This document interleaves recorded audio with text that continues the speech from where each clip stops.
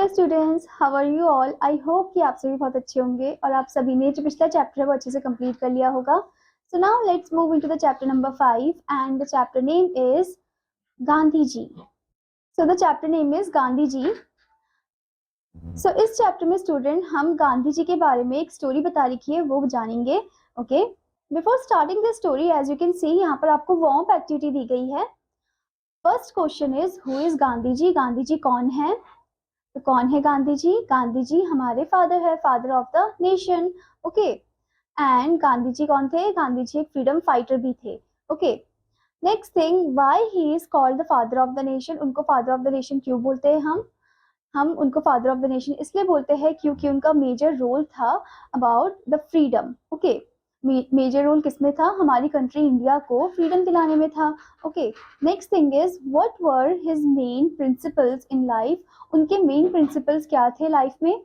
उनके main principle थे to be non violence, okay, and to always say the truth और tell the truth. Okay, मतलब कि हमेशा सच बोलना और नॉन वायलेंस की राह पर चलना, यानी कि लड़ाई झगड़ा ना करना। ठीक है, next thing is what did he do for our country. उन्होंने हमारी कंट्री के लिए क्या करा है? उन्होंने हमारी कंट्री की फ्रीडम के लिए लड़ा है। ठीक है, so now student let's start the story. I pass my childhood इन पोरबंदर। यहाँ पर आई जो है वो गांधी जी को रिप्रेजेंट किया गया है। ठीक है, तो गांधी जी बोल रहे हैं कि उन्होंने अपना जो चाइल्डहुड है वो कहाँ पर पास ऑन किया? उन्होंने अपना चाइल्डहुड पास ऑन किया पोरबंदर में। I recollect having been put up to school. अब यहाँ पर बताया गया है कि वो कहाँ पर थे? स्कूल में थे। It was with some difficulty that I got through the multiplication tables. अब यहाँ पर उनको डिफिकल्टी हुई थी मल्टीप्लीकेशन टेबल्स में। The fact that I recollect nothing more of those days than having learn in company with other boys to call out the teacher all kinds of names would strongly suggest that my intellect must have been sluggish and my memory raw. यहाँ पर वो बता रहे हैं कि उनको multiplication table को अच्छे से पढ़ने में, अच्छे से याद करने में प्रॉब्लम होती थी। ठीक है, और इसका फैक्ट उन्होंने बताया कि आई रिकलेक्ट नथिंग, मतलब वो रिकलेक्ट कुछ भी नहीं कर पा रहे थे। ठीक है, more of those days than having learn, और मतलब वहाँ पर उस दिनों में, उस टाइम पीरियड में वो कुछ भी अच्छे से पढ़ नहीं पा रहे थे, कुछ भी अच्छे से रिकलेक्ट नहीं कर पा रहे थे। और वो किसकी कंपनी में थे? कुछ ऐसे लड़कों की कंपनी में थे जो कि टीचरों के नाम रखते थे। ठीक है, और यही रीजन था कि क्या पता उनका जो इंटेलेक्ट है वो स्लगिश हो गया था। ठीक है, और मेमोरी उनकी एकदम रॉ हो गई थी। I must have been about 7 when my father left Porbandar for Rajkot to become a member of the Rajas to become a member of the Rajasthani court. अब यहाँ पर वो बोल रहे हैं कि वो 7 years के थे जब उनके जो पापा है उन्होंने उनके पापा ने पोरबंदर को लेफ्ट कर दिया था। ठीक है, राजकोट के लिए, ताकि वो मेंबर बन जाए किसका? राजस्थानी कोर्ट का। ठीक है, there I was put into a primary school and I can well recollect those days, including the names and other particulars of the teachers who taught me. अब उसके बाद यहाँ पर उनको डाल दिया गया प्राइमरी स्कूल में, और वहाँ पर उन्होंने रिकलेक्ट किया वो दिन याद करे उन्होंने। ठीक है, जहाँ पर नाम थे इसके टीचर्स के।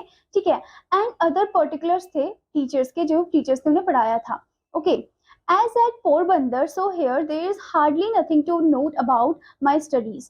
अब यहाँ पर कोई भी ऐसी चीज नहीं थी जो कि नोट डाउन करे about their study, about his studies, Gandhi ji studies. Okay, I could only have been a mediocre student. मैं मतलब एकदम मीडियोकर स्टूडेंट था, ना ज्यादा इतने अच्छे मार्क्स आते थे, ना ज्यादा इतने लोअर टाइप के मार्क्स आते थे। ठीक है, from this school I went to the suburban school and thence to the high school, having already reached my 12th year. अब इस स्कूल से वहां पर चले गए थे, वो चले गए थे सबर्बन स्कूल में। ठीक है, और उसके बाद वो चले गए थे हाई स्कूल में, और फाइनली वो रीच कर दिया था उन्होंने the 12th year. Okay, I do not remember having ever told a lie during this short period either to my teacher or to my schoolmates. अब मुझे ये तो याद नहीं है कि मैंने कभी झूठ बोला होगा। ठीक है, during this short period of time में, इवन लाइक मैं टीचर को बोला होगा। ठीक है, टीचर को झूठ बोला होगा या फिर स्कूलमेट्स को। I use to be very shy and avoided all company. मैं एकदम शाई टाइप का बच्चा था और मैं अवॉइड कर रहा था जो भी कंपनी थी उनको। My books and my lessons were my sole companions, मेरी बुक्स और मेरे लेसन्स ही मेरे दोस्त थे, मेरे कंपेनियंस थे. To be at school at the stroke of the hour and to run back home as soon as the school close was my daily habit. मतलब school में एकदम करेक्ट टाइम पे पहुंचना, स्कूल से सीधे घर की तरफ ही जाना, ये मेरी डेली हैबिट थी. I literally ran back because I could not bear to talk to anybody. मैं एकदम से ही भागता था घर की तरफ क्योंकि मैं किसी से बात भी नहीं करता था. Okay, I was even afraid last I was even afraid lest anyone should poke fun at me. मैं even डरता भी था कि अगर किसी ने मेरा मजाक उड़ा दिया तो. ठीक है. There is an incident which occurred at the examination during my first year at the high school and which is worth recording. अब एक इंसिडेंट हुआ था उनका हाई स्कूल में एग्जामिनेशन के टाइम में.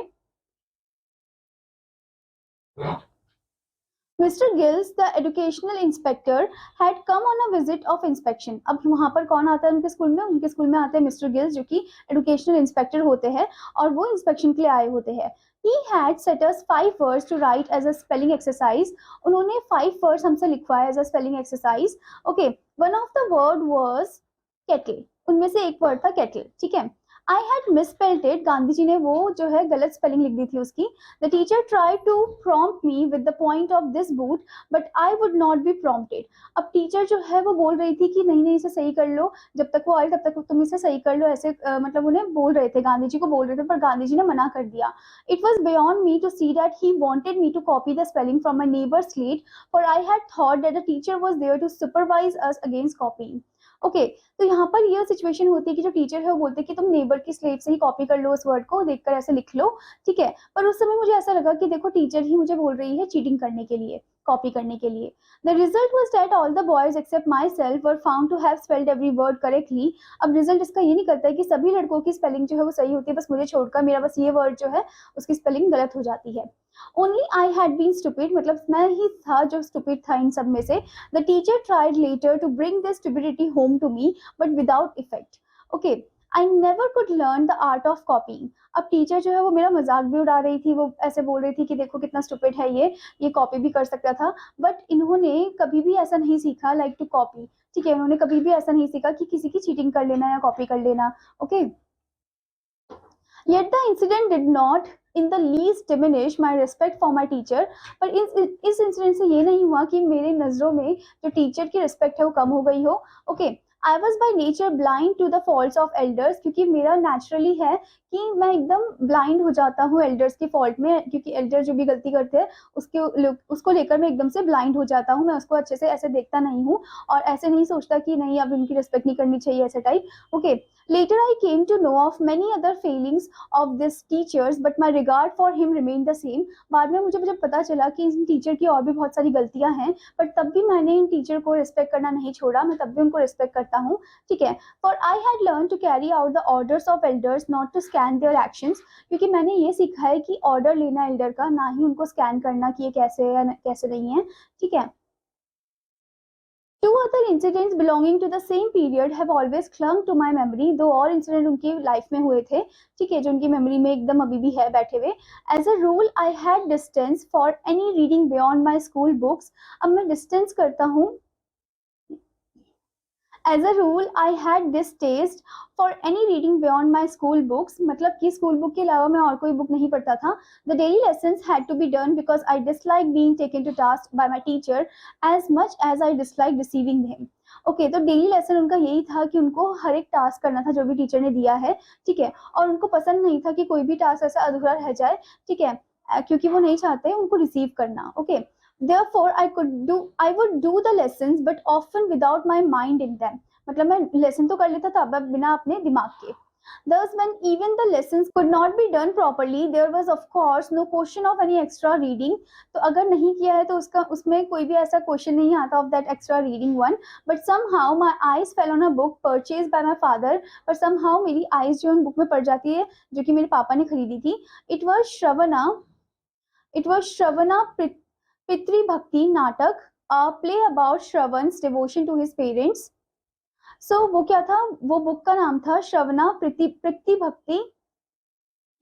वो बुक का नाम था श्रवणा पितृ भक्ति नाटक, यानी कि एक प्ले था जो कि किसके बारे में था, श्रवण के डिवोशन के बारे में to his parents. Okay, I read it with intense interest, मैंने पढ़ा उसे बहुत ही इंटेंस इंटरेस्ट के साथ.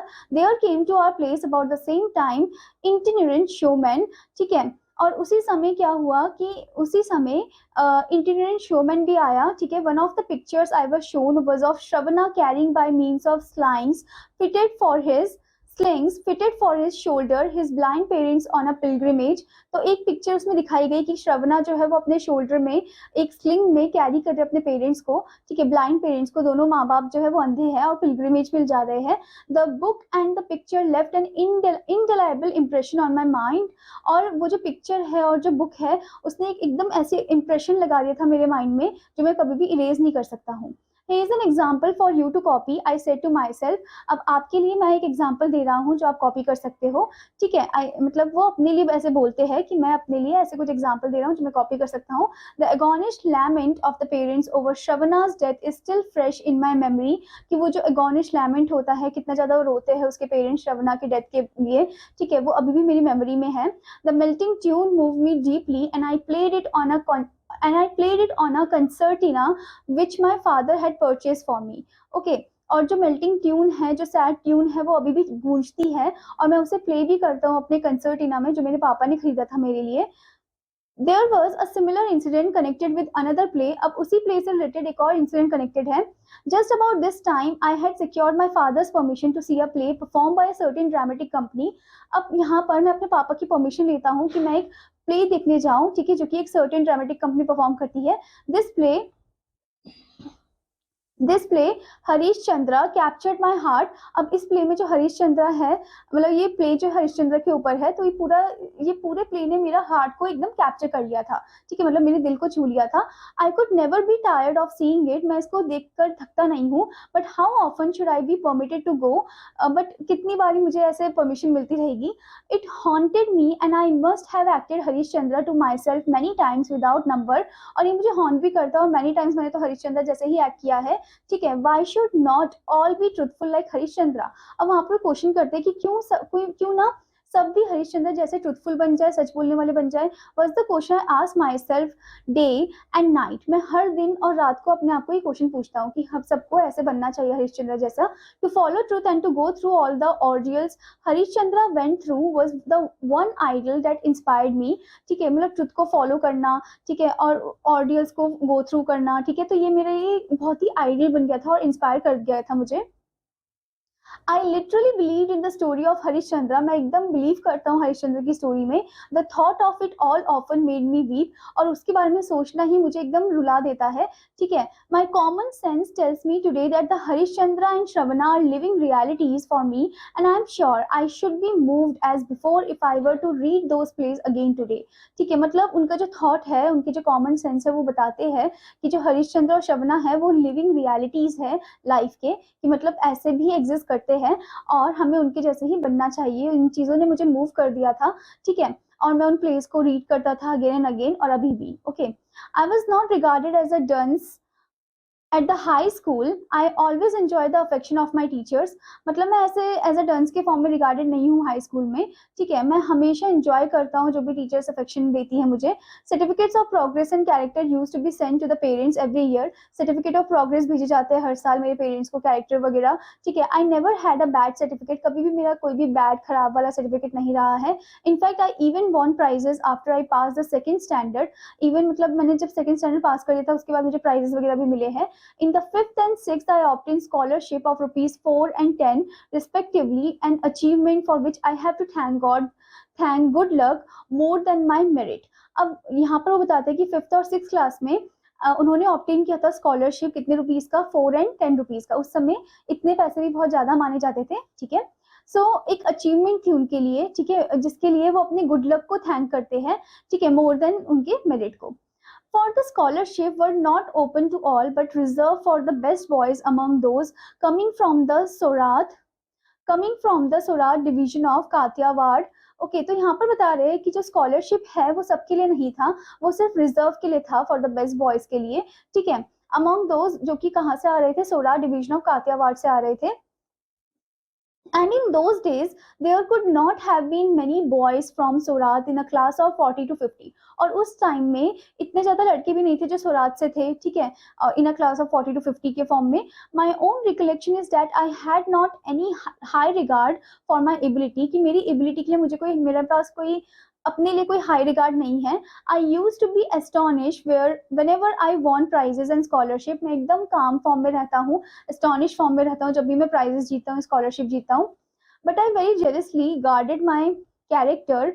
पर मैं जेलसली अपने कैरेक्टर को गार्ड करता हूँ. The least little blemish due tears from my eyes. और बहुत ही कम ब्लेमिश ड्यू टीयर्स मेरे से, मेरी आईज से निकलते हैं, आंखों से निकलते हैं. When I merited or seem to the teacher to merit a rebuke, it was unbearable for me. Okay, जब मैं मेरिट हो जाता हूँ, ठीक है, और देखता हूँ कि जो टीचर है वो मुझे मेरिट करने वाली है, ओके, तो एक अनबेरेबल फॉर्म आ जाता है मेरे में. And I remember having once receive corporal punishment. एक बार मुझे याद है कि मुझे एक बार कॉर्पोरल पनिशमेंट मिली थी. I did not so much mind the punishment as the fact that it was considered my just deserts. Okay, तो मैं यहाँ पर माइंड नहीं करता हूँ पनिशमेंट को, ठीक है, क्योंकि मैं इसे कंसिडर करता हूँ as my desert form. Desert जो कि हम स्वीट डिश के फॉर्म में खाते हैं खाना खाने के बाद, ठीक है. आई वेप पिटियसली, मैं रोता हूँ. And that was when I was in the first और सेकंड स्टैंडर्ड, जब मैं पहली या फिर सेकंड स्टैंडर्ड में था तब. Okay, there was another such incident during the time when I was in the seventh standard. एक और ऐसा इंसिडेंट होता है जब वो सेवंथ स्टैंडर्ड में थे, ठीक है. Dorab ji Edul ji Gimi was the headmaster then. उस समय हेडमास्टर कौन थे? दौरब जी इदुल जी गिमी थे. He was popular among boys as he was a disciplinarian, a man of method and a good teacher. वो पॉपुलर थे among boys क्योंकि वो बहुत ज्यादा डिसिप्लिन में रहने वाले थे और एक मैन ऑफ मेथड और गुड टीचर थे, ठीक है.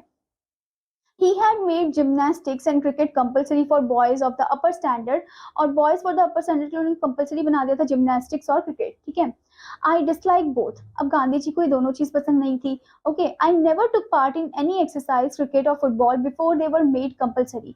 Compulsory बनाने से पहले मैं कभी भी पार्ट नहीं लेता था एक्सरसाइजेज में, क्रिकेट में, फुटबॉल में. My shyness was one of the reason for this aloofness which I now see was wrong. ठीक है, मेरा जो शाइनेस था वही एक रीजन था इस अलोफनेस का, ठीक है, और जिसको मैं, अब मुझे लगता है कि ये गलत था, ठीक है, मुझे ऐसा शाई नहीं होना चाहिए था. I then had the false notion that gymnastics had nothing to do with education. और मेरे दिमाग में एक फॉल्स नोशन था उसके बारे में, एक परसीव नोशन था कि जिम्नास्टिक जो है वो एजुकेशन के लिए नहीं है, ठीक है, और जिम्नास्टिक का कोई लेना देना भी नहीं है एजुकेशन से. Today I know that physical training should have as much place in the curriculum as the mental training. पर अब मुझे रियलाइज हुआ है कि जो फिजिकल ट्रेनिंग है उसका भी मेजर इंपॉर्टेंट रोल है जितना मेंटल ट्रेनिंग का है, ठीक है. यानी कि पढ़ाई के साथ साथ खेल भी होना चाहिए. ओके, तो आप सबको भी पढ़ाई के साथ साथ खेल भी खेलना चाहिए कुछ टाइम पीरियड के लिए. Okay student, I may mention, however, that I was known the worst for abstaining from exercise. और मैं mention करना चाहता हूँ कि मैं बहुत ज़्यादा abstain रहता था exercise के time. That was because I had read in books about the benefits of long walks in the open air, and having liked the advice, I had formed the habit of taking walks, which has still remained with me. अब यहाँ पर ये बता रहे हैं कि ये क्यों होता है, क्योंकि वो ऐसे कुछ बुक्स पढ़ते हैं जिसमें बताया गया है बेनिफिट्स ऑफ लॉन्ग वॉक के बारे में, और सिर्फ उन्हें यही चीज पसंद है कि मतलब वॉक करना, तो इसीलिए वो हमेशा उन्होंने एक हैबिट बना ली थी कि वो वॉक पे जाते रहते थे, ठीक है, जो अभी तक उनके पास है. तो इसी वजह से आपने देखा होगा कि गांधी जी कितनी तेज तेज चलते हैं, क्योंकि उनको वॉक करना बहुत ज्यादा पसंद है. Okay, these walks gave me a fairly hardy constitution. तो यही वॉक है जिसने मुझे फेयरली हार्डी कॉन्स्टिट्यूशन दिया था, ठीक है. The reason of my dislike for gymnastics was my keen desire to serve as nurse to my father. Okay, मेरा जो reason है dislike of gymnastics का, मेरा यही reason है कि मैं अपने father का एक nurse बन जाऊँ, ठीक है, मतलब मेरे father बीमार है तो उनका nurse बनूँ एक form में. As soon as the school closed, I would hurry home and start serving him. जैसे ही school close हो जाता है, जैसे छुट्टी होती है, वैसे ही मैं एकदम से अपने पापा के पास जाता हूँ, उनका ख्याल रखता हूँ, ध्यान रखता हूँ. Compulsory exercise came directly in the way of the service. और एकदम से मेरे सर्विस के बीच में क्या आ जाता है, कंपल्सरी एक्सरसाइज आ जाता है जो कि टीचर ने कर दिया था, ठीक है. I requested Mr. Gimi to exempt me from gymnastics so that I might be free to serve my father. अब मैं रिक्वेस्ट भी करता हूँ मिस्टर गिमी को, टीचर को, कि मुझे जिम्नास्टिक से हटा दीजिए क्योंकि मुझे अपने पापा का ध्यान रखना है. But he would not listen to me, पर वो मुझे सुनते ही नहीं थे. Now it so happened that one Saturday When we had school in the morning, I had to go from home to the school for gymnastics at 4 o'clock in the afternoon. तो एक बार क्या हुआ कि एक सैटरडे को जब उनका school था सुबह के समय, तो वो जाते थे अपने घर से स्कूल की तरफ जिम्नास्टिक्स के लिए, वो भी 4 बजे आफ्टरनून में. I had no watch and the clouds deceive me. मेरे पास कोई घड़ी भी नहीं थी और क्लाउड्स ने मुझे धोखा दे दिया था. ठीक है, before I reach the school the boys had all left. और जैसे ही मैं स्कूल पहुंचने वाला था, स्कूल पहुंचने से पहले ही बॉयज जो थे वो ऑलरेडी लेफ्ट हो गए थे, यानी कि वो चले गए थे. The next day, Mr. Gimme examining the roll, found me marked absent. फिर नेक्स्ट डे देखते हैं मिस्टर गिमी जो एग्जामिन कर रहे होते, रोल नंबर वाइज ऐसे बुला रहे होते बच्चों को, और देखते हैं कि गांधी जी जो है वो एब्सेंट है. Being asked the reason for absence, I told him that what had happened. और जब पूछते हैं रीजन तो वो बताते हैं कि क्या क्या चीज है. He refused to believe me and ordered me to pay a fine of 1 or 2 annas. I cannot now recall how much. Okay तो यहाँ पर वो बोलते हैं, उनको बिलीव करने से वो मना कर देते हैं और बोलते हैं कि तुम्हें फाइन पे करना होगा, 1 या 2 आना उन्हें पे करना होगा. ठीक है. I was convicted of lying that deeply pained me. So how was I to prove my innocence? तो यहाँ पर वो बोलते हैं कि मैं तो झूठ ही नहीं बोल रहा था, मैं तो सच ही बता रहा था उनको, पर वो मुझे बिलीव ही नहीं कर रहे थे. ठीक है, अब मैं उन्हें कैसे प्रूव करूँ अपने इनोसेंस के बारे में. There was no way, अब कोई रास्ता ही नहीं है. I cried in deep anguish. I saw that a man of truth must also be a man of care. ठीक है, तो यहाँ पर वो एकदम से रोने लग जाते हैं और वो देखते हैं कि जो मैन ऑफ ट्रूथ है उसको मैन ऑफ केयर भी होना चाहिए. This was the first and last instance of my carelessness in school. Okay, तो ये मेरा पहला और आखिरी इंस्टेंस था about the carelessness in school. Okay, I have a faint recollection that I finally succeeded in getting the fine remitted. और एकदम से मुझे एक रिकलेक्शन आता है कि मैं फाइनली सक्सीड हो गया इन getting the fine remitted. Okay, the exemption from exercise was of course obtained, as my father wrote himself to the headmaster saying that he wanted me at home after school. और उसके बाद जो exemption है exercise से वो भी मिल जाता है मुझे, क्योंकि मेरे पापा जो है वो लिखते हैं हेडमास्टर को कि वो एकदम से स्कूल से घर की तरफ ही आना चाहिए और जिम्नास्टिक्स में नहीं होना चाहिए. ठीक है. But though I was none the worse for having neglected exercises, I am still paying the penalty of neglect. पर वो जो negligence था मेरे अंदर एक्सरसाइज को लेकर, मैं अभी भी उसे भुगत रहा हूँ. I do not know when I got the notion that good handwriting was not a necessary part of education. ठीक है, मुझे नहीं पता था उस नोशन के बारे में कि जो गुड हैंडराइटिंग होती है वो नेसेसरी पार्ट नहीं होती है एडुकेशन के लिए. Two more reminiscences of my school days are worth recording. दो और ऐसे कुछ इंसिडेंट होते हैं. I had lost 1 year because of my marriage and the teacher wanted me to make good the loss by skipping the class, a privilege usually allowed to industrious boys. Okay, तो यहाँ पर वो बताते हैं कि मेरा 1 साल तो ऐसे ही लॉस हो जाता है मैरिज की वजह से, मेरी शादी की वजह से. और जो टीचर है वो चाहती है कि मैं इस लॉस का एक गुड तरीका बनाऊं. Okay, by skipping the class, मतलब स्किप कर दूं क्लास को. और privilege usually allowed to industrious boy, जो कि प्रिविलेज दिया जाता है इंडस्ट्रियस बॉयज को. I therefore had only 6 months in the third standard. और मेरे पास सिर्फ 6 महीने थे थर्ड स्टैंडर्ड में. And was promoted to the fourth after the examination which are followed by the summer vacation. और एकदम से फिर मुझे प्रमोट कर दिया गया फोर्थ में, जो कि आफ्टर द एग्जामिनेशन हुआ था और जो कि फॉलो किया, और उसी के बाद क्या था, समर वेकेशन थे. English became the medium of instruction in most subject from the fourth standard. Fourth standard से English जो medium of exchange बन गया था ज़्यादातर सब्जेक्ट में. I found myself completely at sea. और मैंने अपने आप को एकदम समुद्र में देखा. Geometry was a new subject in which I was not particularly strong and the English medium made it still more difficult for me. Geometry एक नया सब्जेक्ट था मेरे लिए जो कि बहुत ही स्ट्रॉन्ग था. ठीक है, और इंग्लिश मीडियम में होने की वजह से वो और भी ज़्यादा डिफिकल्ट हो गया था मेरे लिए. ठीक है. The teacher taught the subject very well, but I could not follow him. Teacher तो बहुत अच्छे से समझाते थे पर मैं उनको अच्छे से समझ नहीं पाता था. Often I would lose heart and think of going back to the third standard, feeling that the packing of 2 years studies into a single year was too ambitious. अब उसके बाद वो सोचते हैं, वो अपना दिल ऐसे लूज कर लेते हैं. ठीक है, ऐसे सोचते हैं कि काश मैं थर्ड स्टैंडर्ड में चले जाता वापस. पर ये जो फीलिंग है of that packing of 2 years studies into a single year, वो बहुत ज़्यादा ambitious फॉर्म था. But this would discredit not only me but also the teacher, because commenting on my industry he had recommended my promotion. Okay, उन्होंने recommend किया उनके promotion के बारे में. So the fear of the double discredit kept me at my post. When however with much effort I reached the 13th proposition of Euclid. अब मैं कहाँ पर पहुँच गया, 13th proposition of Euclid में पहुँच गया. The utter simplicity of the subject was suddenly revealed to me. और जो simplicity थी उस subject के बारे में वो suddenly मुझे पता चल गई. Okay, a subject that only required a pure and simple use of one's reasoning power could not be difficult, मतलब वो सब्जेक्ट जिसमें एकदम प्योर और सिंपल यूज चाहिए रीजनिंग पावर का, वो इतना डिफिकल्ट भी नहीं हो सकता है। Ever since that time geometry has been both easy and interesting for me, उसके बाद से फिर ज्योमेट्री मेरे लिए बहुत इजी हो गया था, इंटरेस्टिंग भी हो गया था जब मैंने उसे अच्छे से समझा। ओके, तो ऐसे ही स्टूडेंट, जब आपके लिए भी कोई सब्जेक्ट हार्ड होता है तो अगर आप उसे अच्छे से एकदम काम फॉर्म में अच्छे से समझो उसे, तो वो सब्जेक्ट भी आपके लिए फिर क्या हो जाएगा, इजी हो जाएगा। Okay, Sanskrit however proved a harder task, अब संस्कृत उनके लिए काफी ज्यादा हार्डर टास्क था। In geometry there was nothing to memorize whereas in Sanskrit I thought everything had to be learn by heart. अब ज्योमेट्री में कोई चीज मेमोराइज करने की तो जरूरत नहीं होती, स्पेशली मैथ्स में तो बिल्कुल भी नहीं होती है, ठीक है। पर संस्कृत ऐसा सब्जेक्ट है जिनको जिनमें जिनमें उनको अच्छे से लर्न करना था हार्ट बाय हार्ट, ठीक है, line by line. This subject also was commenced from the fourth standard, और फोर्थ स्टैंडर्ड से इस सब्जेक्ट को लगा दिया गया था। as soon as I entered the sixth I became disheartened, और जैसे ही मैं सिक्स में पहुंचा वैसे ही मैं डिसहार्टेंड हो गया। The teacher was a hard task master anxious as I thought to force the boys, अब टीचर यहाँ पर बहुत ज्यादा स्ट्रिक्ट थे, हार्ड टास्क मास्टर थे, एंशियस थे और फोर्स करते थे लड़कों को। There was a sort of rivalry going on between the Sanskrit and the Persian teachers, अब एक राइवलरी भी चल रही थी टीचर्स के बीच में, संस्कृत और पर्शियन टीचर के बीच में। The Persian teacher was lenient, जो पर्शियन टीचर थे काफी ज्यादा लीनियंट थे, इतने स्ट्रिक्ट नहीं थे।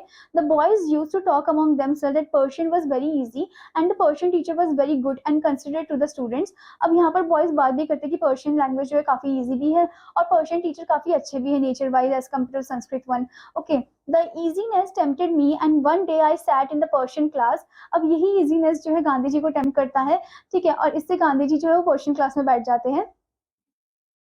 The Sanskrit teacher was grieved, अब संस्कृत टीचर को बहुत बुरा लगता है। Okay, he called me to his side and said how can you forget that you are the son of a Vaishnava father, अब एकदम से संस्कृत टीचर को बुलाते हैं और बोलते हैं कि तुम ऐसे भूल कैसे सकते हो, तुम तो बेटे हो वैष्णव फादर के। Won't you learn the language of your own religion, क्या तुम अपने खुद के रिलीजन का लैंग्वेज नहीं सीखना चाहोगे। If you have any difficulty why not come to me, अगर कोई डिफिकल्टी है तो मेरे पास क्यों नहीं आते। I want to teach you students Sanskrit to the best of my ability, मैं तुम लोगों को सिखाना चाहता हूँ संस्कृत अपने अच्छी एबिलिटी के फॉर्म में, ठीक है। As you proceed further, you will find in it things of observing interest.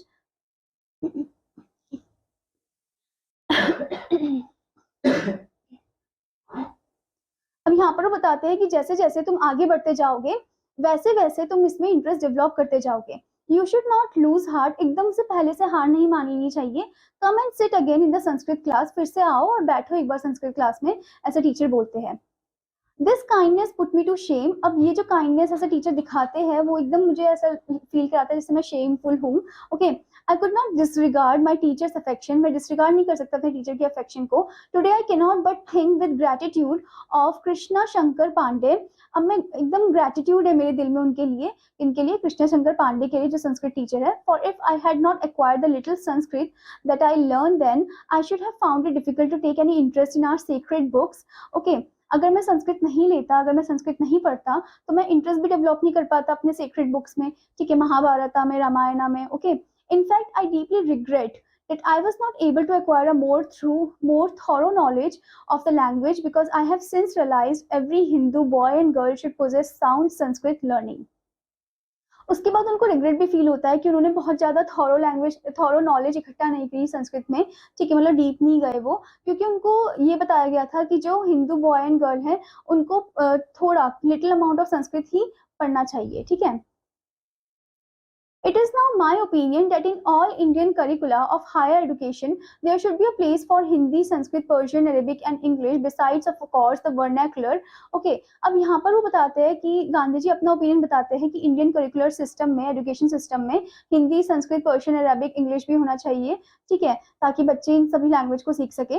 This big list need not frighten anyone, और ये जो बड़ी सी लिस्ट है किसी को ऐसे डराए ना एकदम से, जैसे आपके स्कूल में भी बहुत सारे अलग अलग टाइप ऑफ लैंग्वेजेस होते होंगे, इवन आजकल तो फ्रेंच हो गया, जर्मन हो गया है, ठीक है, स्पेनिश हो गया है, जापानीज, चाइनीज, कोरियन हो गया है, ठीक है।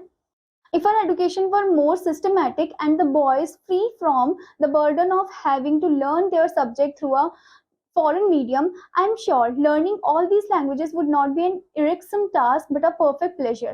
अब यहाँ पर बता रहे हैं कि अगर हमारे एजुकेशन में सिस्टमैटिक फॉर्म होता और बॉयज जो है वो एकदम फ्री होते, burden of like having to learn their subject, इस बर्डन से अगर वो मुक्त होते, फ्री होते, तो वो इजीली एक्वायर कर सकते हैं इस नॉलेज को, ठीक है। और उनके लिए बहुत ज़्यादा प्लेजर भी होता। I scientific knowledge of one language makes knowledge of other languages comparatively easy. जो साइंटिफिक नॉलेज है एक लैंग्वेज को लेकर, वो और भी ज़्यादा ईजी बना देता है दूसरी लैंग्वेजेस को सीखने में। ठीक है, जैसे अगर आपको एक लैंग्वेज आ गई तो दूसरी लैंग्वेज भी आपको ईजिली आ जाएगी। ठीक है, so this whole story is about Gandhi ji. तो गांधी जी ने अपनी स्टोरी खुद बताई है। ठीक है, आई होप स्टूडेंट कि आपको ये स्टोरी अच्छी लगी होगी और आपको इस स्टोरी से सीख भी मिला होगा कि कैसे आपको गांधी जी के जैसे एकदम हार्ड वर्किंग बनना चाहिए। ठीक है, सच बोलने वाला बनना चाहिए और नॉन वायलेंस वाला बनना चाहिए। ओके, अब यहाँ पर स्टूडेंट आपको कुछ वर्ड मीनिंग्स दिए गए हैं, जैसे कि फर्स्ट वर्ड आपको यहाँ पर दिया है स्लगिश, जिसका मीनिंग है स्लो मूविंग। नेक्स्ट आपको दिया है सबर्बन, जिसका मीनिंग है in the residential area surrounding the city, मतलब एक रेसिडेंशियल एरिया जो सिटी को सराउंड कर रहा है। नेक्स्ट इज इटिनरेंट, जिसका मीनिंग